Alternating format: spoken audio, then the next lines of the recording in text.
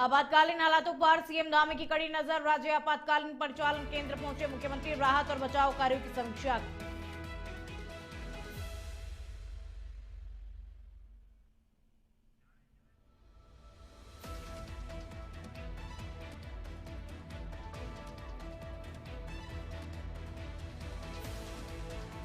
मुख्यमंत्री आवास कार्यालय में कल राज्य स्तरीय स्पेस मीट का होगा आयोजन। सीएम पुष्कर सिंह धामी करेंगे अध्यक्षता। इसरो के अध्यक्ष डॉक्टर वी नारायणन भी रहेंगे मौजूद।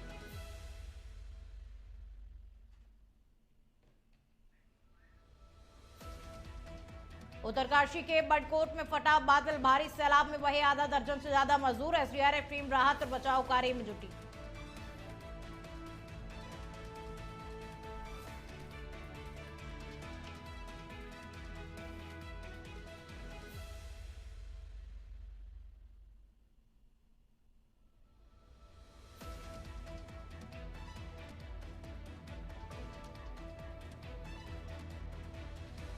प्रदेश के कई हिस्सों में भारी बारिश का रेड अलर्ट। मौसम विज्ञान केंद्र ने 29 और 30 जून के लिए जारी किया अलर्ट। बारिश के चलते भूस्खलन, सड़कें बंद होने की भी संभावना।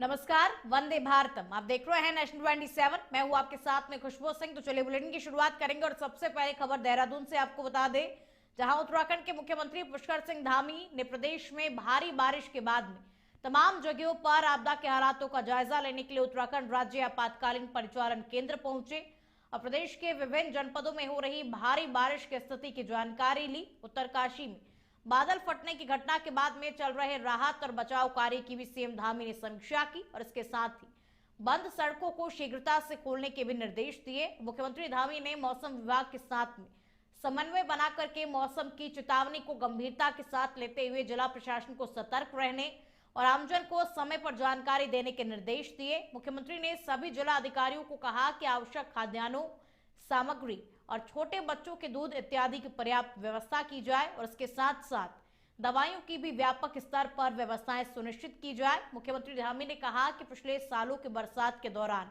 आपदा के हालातों से सबक लेते हुए इस साल भी प्रबंध किए जाए।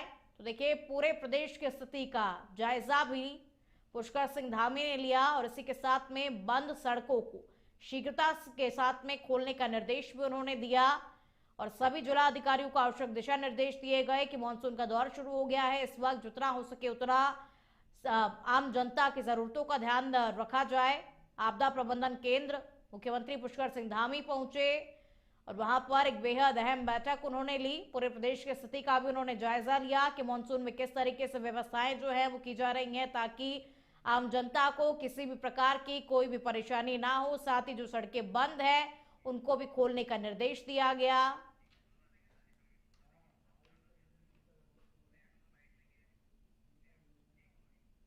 और बाकी आज इस सब चीज़ों की समीक्षा करने के लिए माननीय मुख्यमंत्री जी आपदा कंट्रोल रूम में आए थे। उनके द्वारा सभी जनपदों से बात की गई है डिटेल में। आपदा से संबंधित रेड अलर्ट भी 2 दिन रहेगा, उसके लिए विशेष सावधानी बरतने के लिए निर्देश दिए हैं और ये भी कहा गया है कि रास्ते में अगर कहीं लोगों को ऐसे लोग फंस जाते हैं, श्रद्धालु हों या स्थानीय निवासी हों जिनके लिए रुकने की व्यवस्था नहीं है, उनको रुकने की व्यवस्था, खाने की व्यवस्था कराएं। मुख्यमंत्री आवास कार्यालय में कल राज्य स्तरीय स्पेस मीट का आयोजन होगा जिसमें सीएम पुष्कर सिंह धामी और इसरो के अध्यक्ष डॉक्टर वी नारायणन शिरकत करेंगे। और वहीं मुख्यमंत्री पुष्कर सिंह धामी ने कहा कि पिछले सालों में आपदा अनुसंधान और पर्यावरण के क्षेत्र में कई सम्मेलन आयोजित किए गए हैं। विश्व आपदा सम्मेलन भी देहरादून में आयोजित हुआ था। उन्होंने कहा कि हर साल हमें अनेक प्रकार की आपदाओं का सामना करना पड़ता है। इसरो संगठन आगे बढ़ चढ़कर नवाचार को बढ़ावा देने के लिए दिल्ली से देहरादून पहुंच रहा है और इसके साथ ही सीएम धामी ने यह भी कहा कि सम्मेलन में मंथन होगा। मंथन और चिंतन से अमृत निकलेगा और अमृत उत्तराखंड सहित देश विदेश के लिए काम में आएगा। तो कल ये बेहद अहम बैठक रहने वाली है। एक सम्मेलन होगा, इस सम्मेलन में मंथन किया जाएगा और मुख्यमंत्री पुष्कर सिंह धामी ने यही कहा कि इस मंथन से अमृत निकलेगा और ये अमृत उत्तराखंड सहित देश विदेश के लिए बेहद काम आने वाला है। तो राज्य स्तरीय स्पेस मीट का आयोजन कल होने वाला है। मुख्यमंत्री आवास कार्यालय में यह आयोजन होगा। डॉक्टर वी नारायणन भी इसमें शामिल होंगे।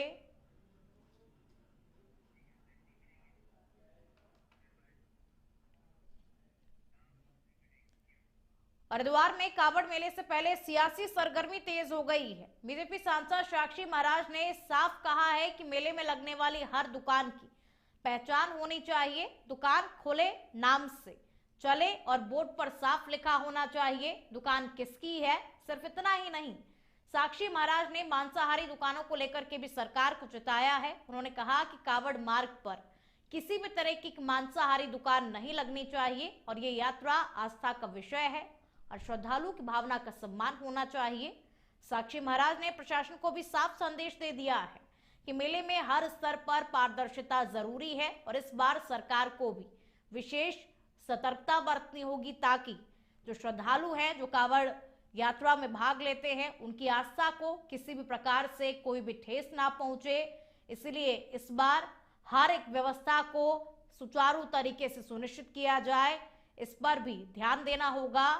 और साक्षी महाराज ने इसको लेकर के सरकार को भी चेताया है। उन्होंने कहा है कि इस बार व्यवस्थाओं का खास तौर पर ख्याल रखा जाए, किसी भी श्रद्धालु की आस्था को बिल्कुल भी ठेस ना पहुंचे। तो कावड़ मेले में जो भी दुकानें लगेंगी, उन दुकानों के बाहर उनका नाम लिखा होना चाहिए। साथ ही ये भी लिखा होना चाहिए कि वो हिंदू है या फिर वो मुस्लिम है। और मांसाहारी दुकानें कावड़ यात्रा लेकर के जो रूट निकलेगा उसमें बिल्कुल भी नहीं होनी चाहिए। ये श्रद्धा, क्योंकि ये बड़ी तपस्या होती है, ये श्रद्धा और आस्था के साथ वो कठिन तपस्या करते हुए अपने इष्ट देव तक जल लेकर के जाते हैं, तो वो भी अपने शालीनता का परिचय दें और हम उनकी सुरक्षा करें, उनकी सेवा करें।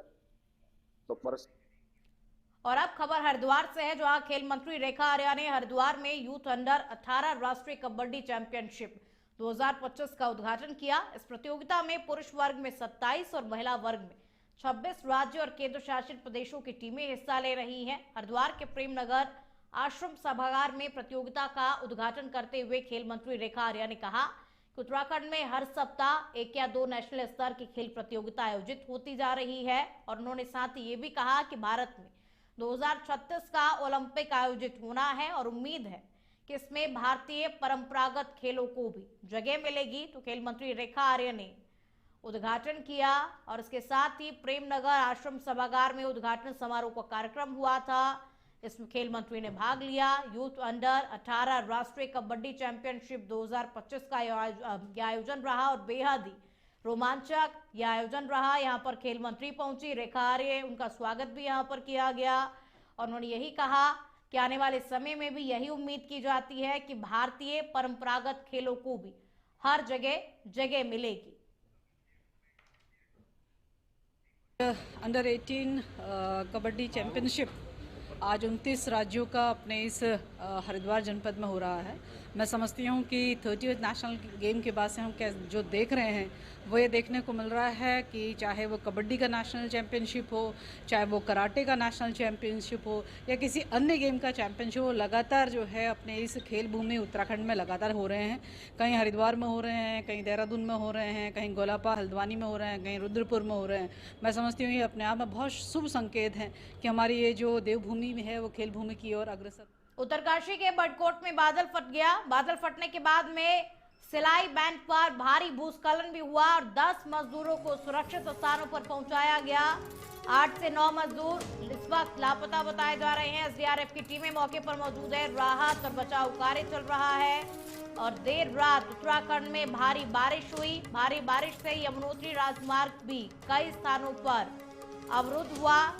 देखिए, उत्तरकाशी के बडकोट में बादल फट गया जिसके वजह से राजमार्ग भी अवरुद्ध हो गया और बादल फटने के बाद में 10 मजदूरों को सुरक्षित स्थानों पर पहुंचाया गया। अभी भी 8 से 9 मजदूर जो है वो लापता बताए जा रहे हैं। मौके पर राहत एवं बचाव कार्य चल रहा है और इन मजदूरों को ढूंढने की कोशिश की जा रही है ताकि इन्हें सकुशल बचाया जा सके। तो देर रात से ही उत्तराखंड में भारी बारिश हो रही है और बारिश की वजह से यमुनोत्री राजमार्ग भी कई स्थानों पर अवरुद्ध हो गया क्योंकि भूस्खलन भी हुआ है बारिश की वजह से, साथ ही बादल भी फट गया।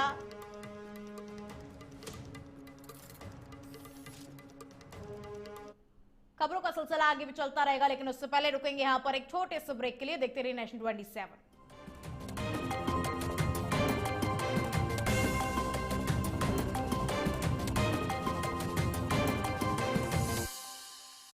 ब्रेक के बाद में एक बार फिर से आप सभी का स्वागत है। अगली खबर की ओर अब बढ़ेंगे। हरिद्वार के लक्सर से इस वक्त की बड़ी खबर सामने आ रही है। लगातार बारिश के बाद में सोलानी नदी उफान पर है और नदी का पानी अब रिहायशी इलाकों की ओर बढ़ चला है और हसत मोली गांव के पास में तटबंध टूटने से हड़कंप मच गया। मौके पर खुद एसडीएम सौरभ असवाल और तहसीलदार प्रताप चौहान पहुंचे और जेसीबी लगाकर टूटे तटबंध की मरम्मत कराई गई। हालांकि हालात अब काबू में बताए जा रहे हैं, लेकिन खतरा अभी टला नहीं है और नदी के तेज बहाव से आसपास के दर्जनों गांव जैसे ढाडेकी, मथाना, मोहम्मदपुर, सहीपुर, जोगावाला और गोरधनपुर की लगभग 60,000 बीघा फसल जलमग्न हो चुकी है। गन्ना, धान और चारे की फसलें पूरी तरीके से तबाह हो गई हैं और बारिश का सिलसिला जारी है और सोलानी नदी का जलस्तर लगातार ऊपर जा रहा है। प्रशासन ने अलर्ट जारी कर ग्रामीणों से सतर्क रहने को कहा है। मौसम विज्ञान केंद्र देहरादून के निदेशक डॉक्टर विक्रम सिंह ने 29 और 30 जून के लिए प्रदेश के कई हिस्सों में भारी बारिश का रेड अलर्ट जारी किया है। उन्होंने बताया कि खासकर पौड़ी, टिहरी, रुद्रप्रयाग, देहरादून और नैनीताल जिलों में बारिश का असर अधिक रहने की संभावना है और इसके चलते भूस्खलन, सड़कें बंद होने और नदी नालों में जलस्तर बढ़ने की आशंका जताई गई है।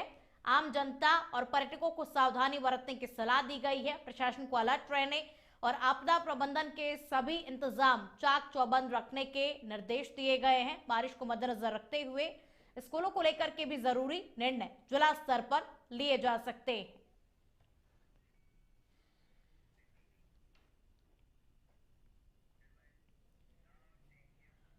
अब खबर हरिद्वार से, जहां पहाड़ों में लगातार बारिश से गंगा नदी उफान पर है और हरिद्वार में जलस्तर बढ़ने के बाद पुलिस प्रशासन अलर्ट मोड में आ चुका है। यमुनोत्री, गंगोत्री की बारिश का असर अब मैदानी इलाकों में भी दिखने लगा है और एसपी हरिद्वार के निर्देश पर नदी किनारे बसे गांवों और बस्तियों में मुनादी कर लोगों को सुरक्षित स्थानों पर भेजा जा रहा है। हर की पौड़ी समेत तमाम घाटों पर यात्रियों को चेतावनी दी जा रही है कि गंगा में सिर्फ चैनल के अंदर और सुरक्षा के उपकरणों के साथ ही स्नान करें। बाढ़ चौकियां एक्टिव कर दी गई है। नदियों नालों के आसपास रहने वालों को साफ कहा गया है कि खतरा बढ़ रहा है और समय रहते संभल जाए। प्रशासन हालात पर नजर बनाए हुए है और इमरजेंसी के लिए पूरी तरीके से आप तैयार रहें।